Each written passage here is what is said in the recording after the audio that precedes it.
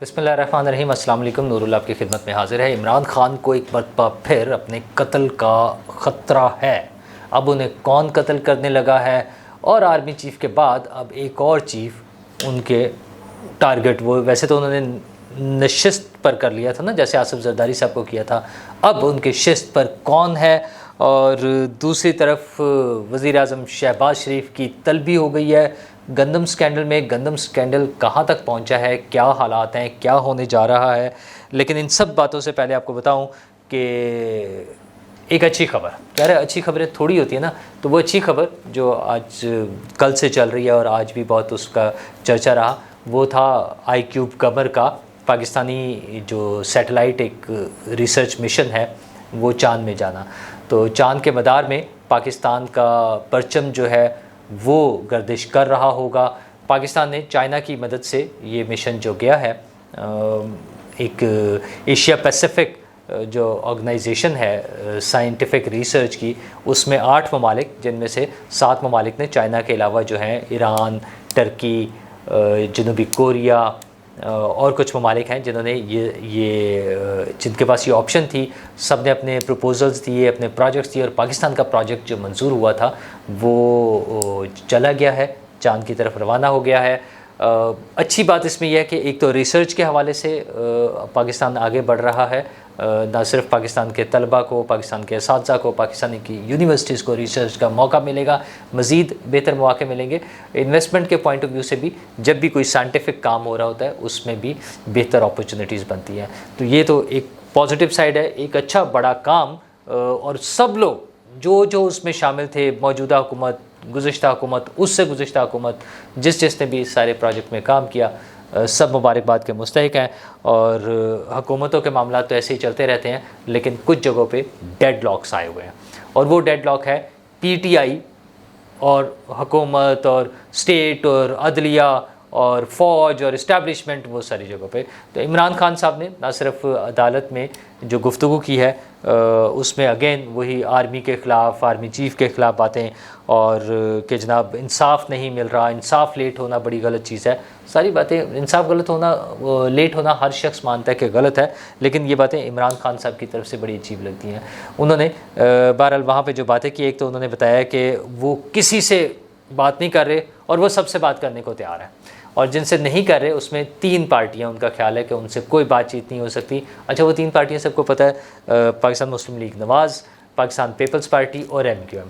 मतलब इमरान खान साहब का फ़लसफ़ा ये है कि वो पॉलिटिकल पार्टीज़ जिन्हें अवाम ने वोट दिया हो उनसे कोई मुज़ाकरात नहीं कर रहे हैं। हाँ, जिन्हें अवाम ने वोट ना दिया हो या जो फ़ौजी कमान है उनसे बातचीत करने को वो तैयार है। उनकी सारी पार्टी रोज़ चीखें मारती फिरती है कि DGISI और आर्मी चीफ़ से गुफ्तगू करनी है, वह वहाँ गुफ्तगू करने को तैयार है। खैर, वो सारे उनके ख़िलाफ़ भी हैं। साथ ही उन्होंने एक अदद जनरल की छुट्टी करा दी है, वो है जनरल नईम लोधी, क्योंकि उन्होंने कहा मैंने किसी जनरल को बातचीत का टास्क नहीं दिया है। लेकिन वैसे कोई बैद नहीं है कि वो कल आने वाले कल में बताएं कि हाँ मैंने तो उन्हें कहा था, वो तो मेरे लिए कर रहे थे।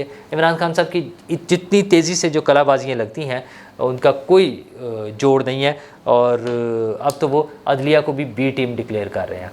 अच्छा, साथ ही साथ वो कहते हैं कि अदलिया को स्टैंड लेना चाहिए गलत फ़ैसलों के ख़िलाफ़। असल में वो चाहते हैं कि जजेस जो हैं वो चीफ़ जस्टिस के ख़िलाफ़ खड़े हो जाए। इमरान खान साहब की जो कोशिश, जैसे वो किसी ज़माने में पुलिस वालों को कहते थे कि वो अहकामात ना माने, फिर उन्होंने एक तवील अरसे तक पूरी कोशिश की है कि फ़ौज में किसी तरह बगावत पैदा की जाए, वो नफ़रत की एक ऐसी दीवार खड़ी कर दी जाए सीनियर्स और जूनियर्स के दरमियान, लेकिन बहरहाल वो उसमें कामयाब नहीं हो सके। तो अब उनकी ख्वाहिश ये है कि किसी तरह अदलिया में ये दरार डाली जाए, अदलिया को, जजेस को चीफ़ जस्टिस के ख़िलाफ़ खड़ा किया जाए। अरे चीफ़ जस्टिस काजी फ़ाइज़ ईसा तो उन्हें एक आंख नहीं भाते। अच्छा, ये वही चीफ़ जस्टिस हैं जिनके ख़िलाफ़ रेफरेंस भी भेजा था, लेकिन आप यकीन माने एक वक्त आएगा, वैसे तो उस वक्त भी उन्होंने बाद में कह दिया था गलती हुई मुझसे, तो मुझे तो पता ही नहीं था, उसने फ़लाँ ने कहा भेज दो। बच्चे हैं ना, छोटे से मासूम, रोटी को चोची कहते हैं, तो वो किसी ने कहा था तो इसलिए मैंने भेज दिया। अब भी यही होगा, एक वक्त आएगा जब वो बताएंगे कि मेरा तो कोई कसूर नहीं था, ये तो काजी फ़ाइज़ ईसा तो बहुत अच्छा आदमी है। तो वो ये उनके रोज़ाना बदलते हुए बयानात जो हैं।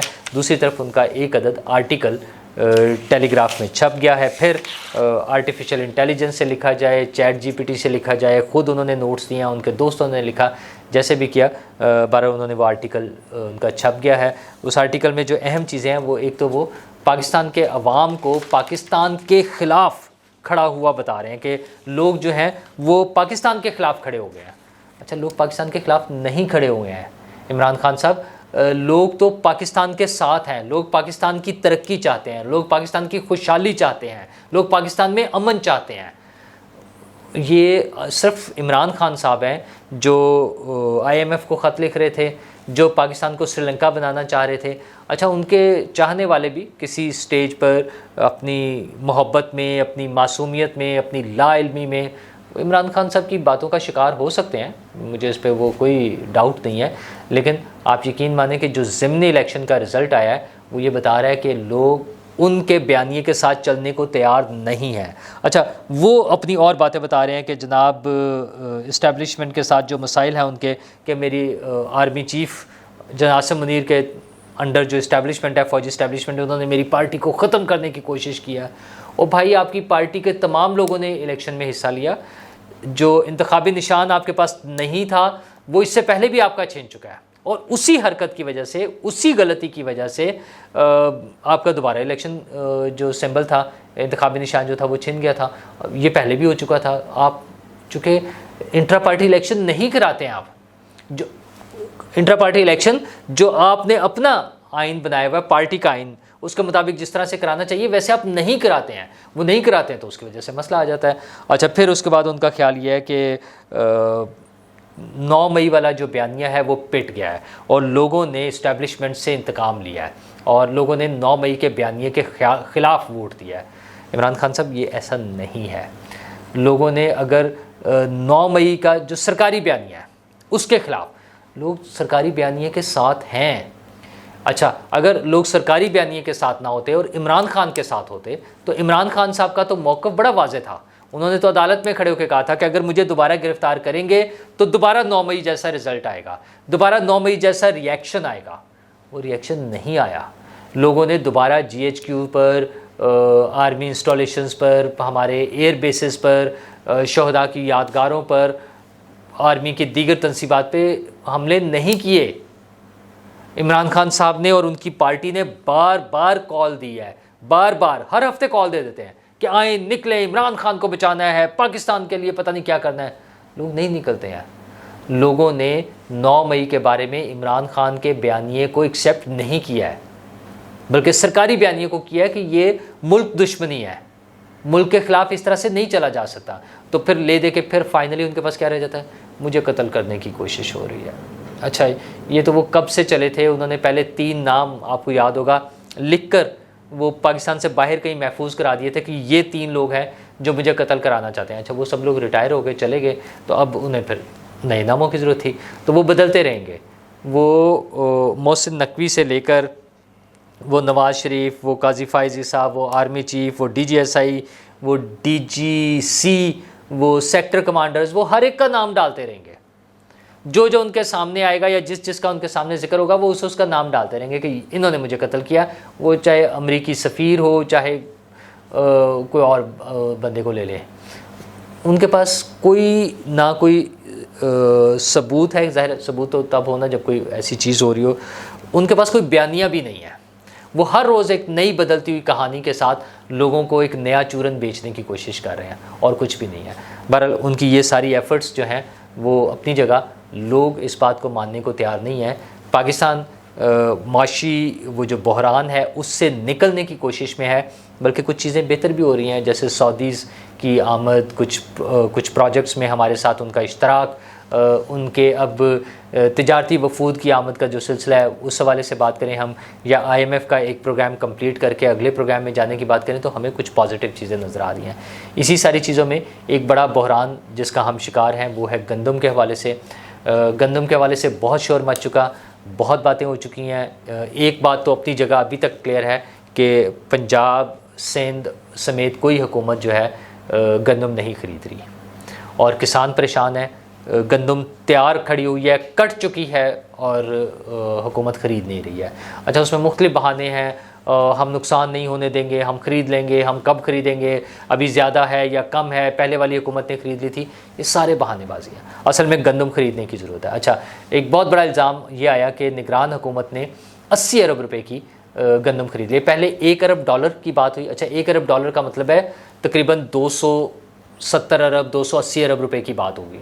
अच्छा, लेकिन बाद में जो वज़ीर-ए-आज़म को नेशनल फूड सिक्योरिटी की वजारत ने रिपोर्ट पेश की, वो सिर्फ 80 अरब रुपए की है। अच्छा, अब 80 अरब रुपए जो है वो हुकूमती ख़जाने में और किसी भी बड़े प्रोजेक्ट के हवाले से देखा जाए तो कोई बड़ी अमाउंट नहीं है। 80 अरब रुपए की गंदम खरीदी गई है, वो कोई निगरान हुकूमत लेके घर नहीं चली गई। इल्ज़ाम ये है कि 80 अरब रुपए की गंदम खरीदी है। अच्छा भाई, अगर गंदम खरीद ली है तो या तो आज हुकूमत ऐलान कर दे कि वो फालतू गंदम है और हमें ज़रूरत नहीं थी। अच्छा, आप यकीन माने अगले 2, 3, 4 माह के बाद हम गंदम ढूंढते फिर रही होगी गवर्नमेंट, और यही जो आज 3900 की हम नहीं परचेज़ कर रहे हैं, ये 5000, 6000 या 7000 तक में जा रही होगी पर मंथ, और फिर महंगी गंदम खरीद के फिर आटा महंगा होगा। अच्छा, तो हुकूमत को होश के नाखून लेने चाहिए। इल्ज़ाम लगाने की बजाय, हाँ, अगर उसमें किसी पर इल्ज़ाम समझ आता है, कोई तहकीकात हो जाती है, आप उसको पकड़ लें। रोज़ाना शोर मचाने का क्या फ़ायदा है आप कि जी निगरान हुकूमत ने अगर गलत काम कर दिया उसको बिल्कुल पकड़ लें। लेकिन 80 अरब रुपए की गंदम खरीदी गई है, और वो ज़रा ये कह रहे हैं कि वो शायद बहुत सस्ती 3100 के हिसाब से ख़रीदी गई है। मुझे नहीं पता इस बारे में, मैं उसकी कोई एडवोकेसी नहीं कर रहा, लेकिन अगर गंदम खरीदी गई है तो गंदम हमारे पास मौजूद है, वो हमारे काम की चीज़ है। मज़ीद गंदम ज़ाया होने से पहले बचाई जाए। वज़ीर-ए-आज़म साहब ने, अच्छा, पंजाब गवर्नमेंट ने एक पॉलिसी दी कि हमने गंदम खरीदनी है, अभी तक नहीं खरीदी गई। सिंध में चूँकि उससे पहले तैयार हो जाती है, फरवरी में तैयार हो गई थी, कटाई शुरू हो गई थी अप्रैल के शुरू में, तो बल्कि कटाई भी शुरू हो गई थी, तो वहाँ भी नहीं खरीदी जा रही। अच्छा, फिर वज़ीर-ए-आज़म साहब ने एक नोटिस लिया और उन्होंने कहा जी फौरी गंदम खरीदी जाए। उस बात को भी 1 हफ़्ते से ज़्यादा गुजर गया, कुछ नहीं हुआ। अब नवाज़ शरीफ साहब ने नोटिस लिया और उन्होंने वज़ीर-ए-आज़म को तलब कर लिया है, और वो बुला के पूछ रहे हैं कि जनाब बताएं गंदम कहाँ है, गंदम क्यों नहीं खरीदी जा रही। अच्छा, वज़ीर-ए-आज़म साहब भी इस हवाले से सारी वो देंगे, आके रिपोर्ट देंगे, ब्रीफ तो करेंगे। लेकिन अब खबर ये आ रही है कि नए वज़ीर-ए-आज़म के आने के बाद पहले माह में 6,91,000 मैट्रिक टन गंदम और मंगवाई गई, पाकिस्तान आई। अच्छा, ये क्यों आई? लेकिन सबसे अच्छा, इसका मतलब ये है कि वो जो निगरान हुकूमत पे डाला जा रहा था वो इस हुकूमत में भी आने के बाद गंदम आई है। लेकिन मेरा पॉइंट फिर वही है कि ये इशू नहीं है कि वो पीटीआई के दौर में ख़रीद ली गई थी या निगरान हुकूमत के दौर में ख़रीदी गई थी या इस हुकूमत ने आके पहले माह में और दूसरे माह में ख़रीदी। मसला वो गंदम है जो तैयार खेतों में पड़ी हुई है, कट के, और वो बिकने का इंतज़ार कर रहे हैं, वो किसान जो है उसको बेचने का इंतज़ार कर रहा है। सवियर मौसम में जहाँ बार बार बारिशें हुई हैं, वो यालाबारी हो गई है, किसान परेशान है, उसने अगली फसल के लिए भी तैयारी करनी है। तो हुकूमत को फौरी तौर पे, अब खैर नवाज़ शरीफ साहब ने भी बुला लिया है पीर के रोज़, मुझे उम्मीद है कि इस हवाले से कोई फौरी एक्शन लिया जाएगा और ये वाली गंदम खरीदी जाए जो खेतों में पड़ी हुई है, ये मसला हल किया जाए। वो चंद लाख किसान नहीं है मसला, ये गंदम के खाने वाले पंजाब के 12 करोड़ और पाकिस्तान के 25 करोड़ लोग हैं। सबकी ज़िम्मेदारी और हुकूमत की ज़िम्मेदारी है कि लोगों के लिए आसानियाँ पैदा करें। जहाँ बहुत सारे प्रोजेक्ट्स चल रहे हैं, पंजाब गवर्नमेंट के बहुत अच्छे प्रोजेक्ट्स चल रहे हैं, हम रोज़ सुना रहे होते हैं, उन्होंने वो फील्ड हॉस्पिटल बना दिए, वो क्लिनिक्स ऑन व्हील्स बनाने जा रहे हैं, वो मुफ्त अद्वियात जो हैं घरों पे मुहैया करने का प्लान कर रहे हैं, वो बच्चियों के लिए गेम्स, पिंक गेम्स के, और ये सारे प्रोजेक्ट्स बहुत अच्छे हैं। ये भी एक प्रोजेक्ट है। किसान भी हमारे मुल्क का, हमारी मईशत का, हमारे माशरे का एक हिस्सा है, उनका भी ख्याल करना है। न सिर्फ पंजाब हुकूमत ने, सिंध हुकूमत ने, बलूचिस्तान हुकूमत ने, अब बलूचिस्तान हुकूमत की भी खबर आ रही है कि वो भी ख़रीदने का प्लान बना रहे हैं, और वफाकी हुकूमत ने, सब ने, तमाम हुकूमतों ने पाकिस्तान के तमाम शहरियों के हकूक़ की हिफाजत करनी है और उनके लिए आसानियाँ मुहैया करनी है। शुक्रिया।